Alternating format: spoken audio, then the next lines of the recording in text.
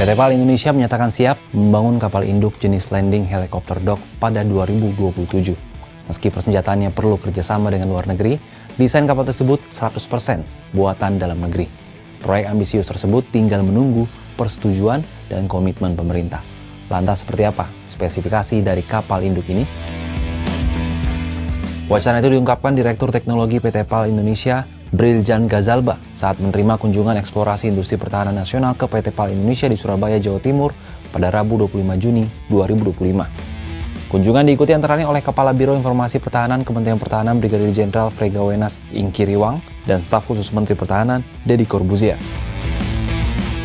Meski tergolong kapal induk atau aircraft carrier, konsep yang dibangun PT PAL adalah Landing Helicopter Dock atau LHD. Menurut rencana, rancangan LHD memiliki panjang 238 meter dengan total bobot angkut maksimum 10.000 ton. Plafon terbukanya bisa mengangkut 16 pesawat. Meski disebut pesawat, barang yang diangkut LHD hanya drone, helikopter, dan pesawat berkemampuan VTOL atau Vertical Take Off Landing.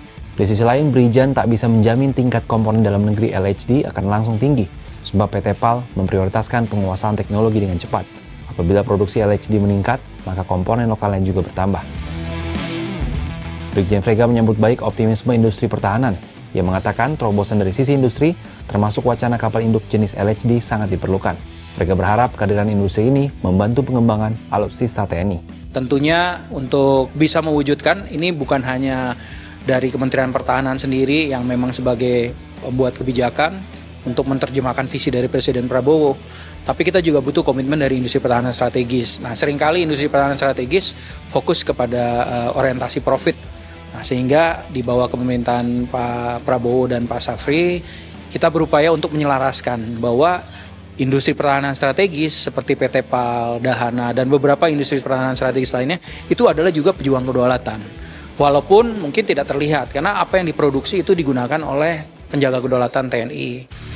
Tak cuma itu, PT PAL juga tengah mengerjakan proyek pembangunan fregat Merah Putih atau MPF 140 yang disebut-sebut merupakan fregat pertama yang diproduksi langsung Indonesia. Seperti apa spesifikasi dan kecanggihannya?